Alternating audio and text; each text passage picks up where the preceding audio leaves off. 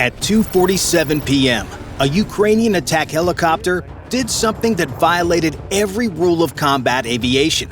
It flew straight into the engagement zone of a Russian missile team, low and slow, practically begging to be shot down. The Russians couldn't believe their luck. An Mi-24 Hind loaded with rockets, exposing itself in broad daylight over a quiet sector. It made no tactical sense, unless the Ukrainians wanted them to fire. The helicopter's approach over this quiet sector of the front raises immediate questions.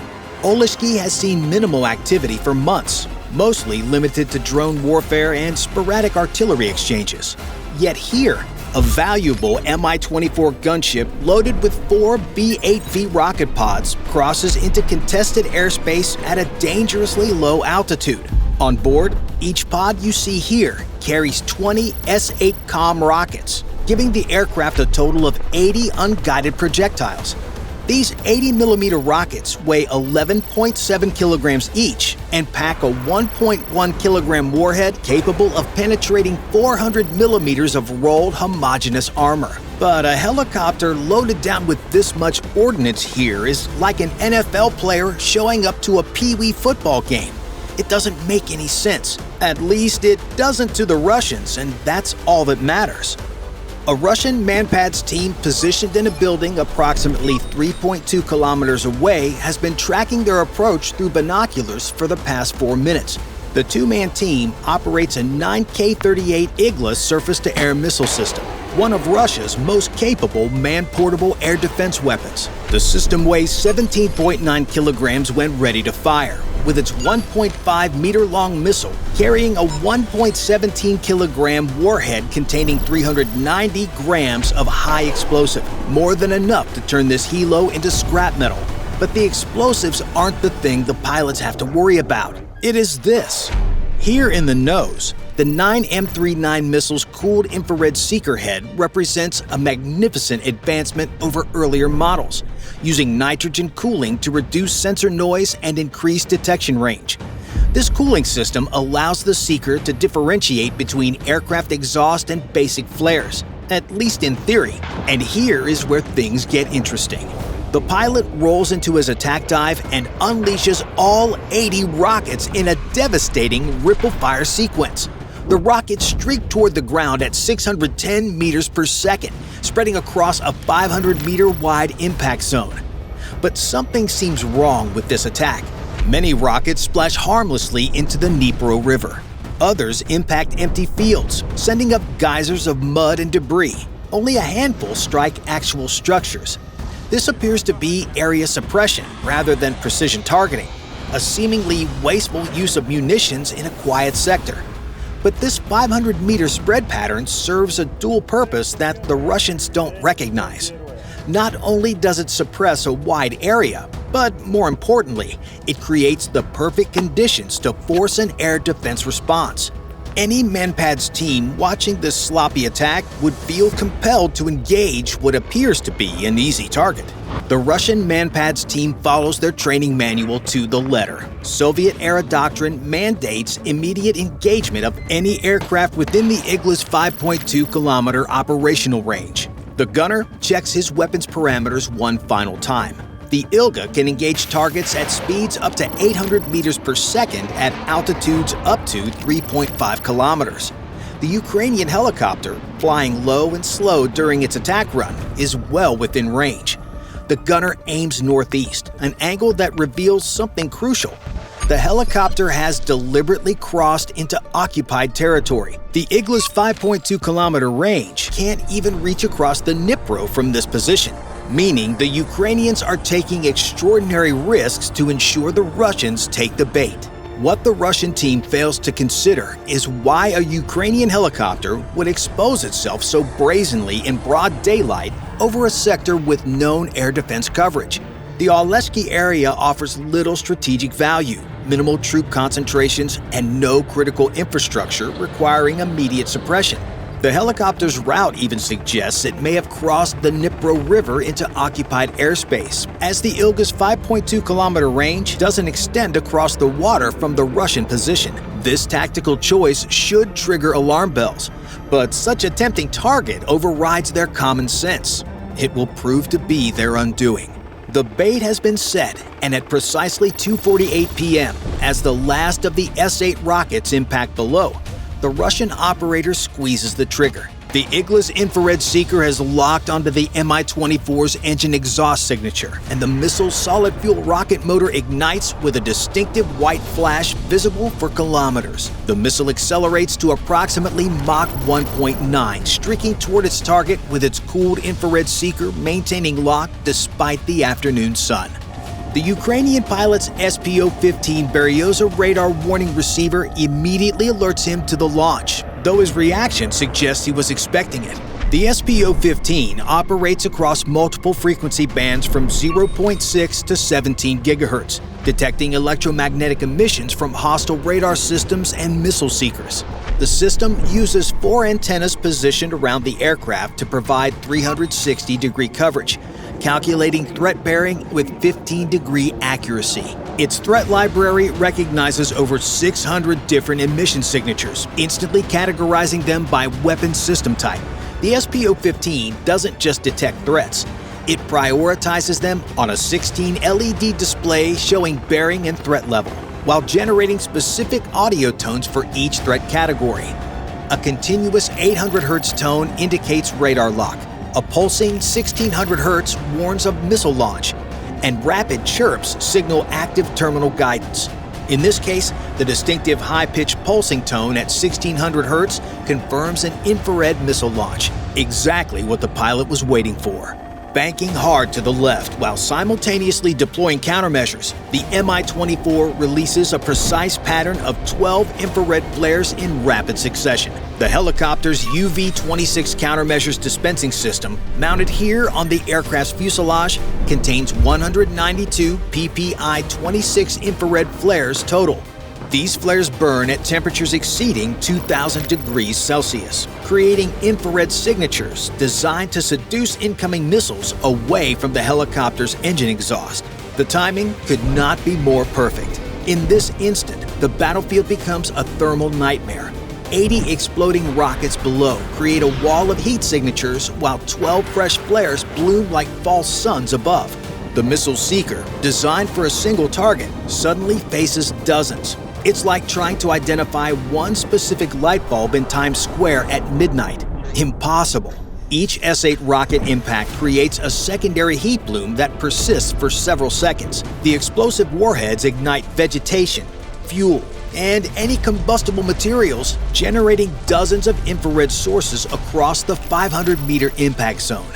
These ground-level heat signatures, when combined with the helicopter's flares at altitude, create a three-dimensional maze of thermal confusion that no 1980s-era seeker can navigate. The seeker logic lacks the sophistication to discriminate between these signatures. It loses lock on the helicopter and selects the brightest heat source, a cluster of burning rocket impacts 150 meters from the aircraft. The missile streaks harmlessly past the Ukrainian helicopter, close enough for the crew to observe, but far enough to avoid any damage from the proximity fuse. This miss was always the expected outcome. The real victory is what happens next. By firing their missile, the Russian MANPADS team has just sealed their fate.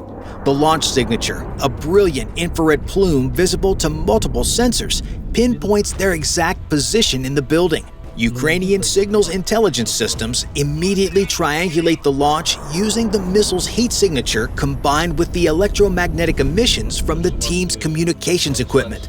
The critical 90-second window for signals intelligence processing represents a revolution in battlefield awareness. In previous conflicts, identifying and transmitting a firing position might take 15 to 30 minutes, but Ukrainian forces have compressed this timeline through integrated sensors and streamlined communication protocols.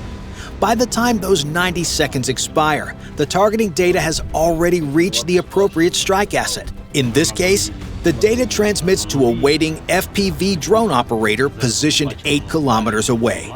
This represents a fundamental evolution in helicopter tactics. Rather than avoiding air defense systems, Ukrainian pilots now deliberately expose themselves to draw fire. This acceptance of risk doctrine represents a complete reversal of traditional helicopter employment. Instead of using terrain masking and standoff weapons to avoid air defenses, Ukrainian pilots now use their aircraft as bait, trusting in countermeasures and accepting potential losses to achieve the greater goal of eliminating enemy air defense networks. It's a calculated gamble that traditional military academies would never teach, but it's proving devastatingly effective. The acceptance of calculated risk transforms the Mi-24 from potential victim to an active hunter that eats Iglas for breakfast. The Russian team, meanwhile, begins their standard post-engagement procedure completely unaware that an 8-minute countdown to their elimination has started. Soviet doctrine calls for immediate relocation after firing to avoid counter-battery response. In the Cold War era, this shoot-and-scoot tactic provided reasonable safety, as enemy response times measured in tens of minutes or hours. But modern surveillance technology and networked operations have compressed this timeline to single digits, and the real genius behind this operation is about to begin. At 2:49 p.m., the FPV drone operator receives final confirmation of the target coordinates.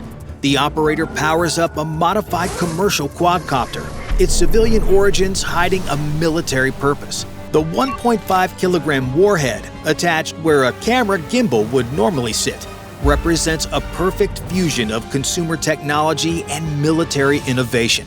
The drone lifts off and sets course for the Russian position, flying at just 50 meters altitude to avoid radar detection and visual observation. The Russian MANPADS team continues their packup procedure, focused entirely on their equipment rather than security. The 9K38 Igla system, while man-portable, requires several critical steps to properly stow before firing. The missile's launch tube must be disconnected from the grip stock assembly. The battery coolant unit, now expended, must be safely disposed of to prevent chemical exposure. The thermal battery that powered the Seeker needs removal. Each component must be secured in its carrying case for transport. This packup process takes between 4 and 6 minutes under ideal conditions, an eternity in modern warfare. But the muddy terrain of the Dnipro River Delta transforms this routine procedure into a nightmare. The summer rains have turned the ground into thick mud that clings to boots and equipment. The building that provided concealment and a stable firing platform now becomes a trap, as the team must navigate debris and damaged stairs while carrying nearly 18 kilograms of equipment. The vulnerability window inherent in MANPADS employment represents a critical weakness that Ukrainian forces identified early in the conflict. During packup, crews cannot simultaneously disassemble complex weapon systems and maintain situational awareness. This 4 to 6 minute period of task fixation creates an opportunity that drone operators train specifically to exploit. The distributed nature of Ukrainian operations has enabled this rapid response. Rather than following traditional military hierarchies where targeting data must flow up through battalion, brigade, and division headquarters for approval, Ukrainian forces operate with remarkable autonomy. The drone operator receives coordinates directly from signals intelligence and can immediately engage without waiting for a lengthy approval chain. This flat command structure, more Silicon Valley than Soviet Army, compresses decision cycles from 30 minutes to under 2 minutes. The choice of Alashki for this operation was also deliberate.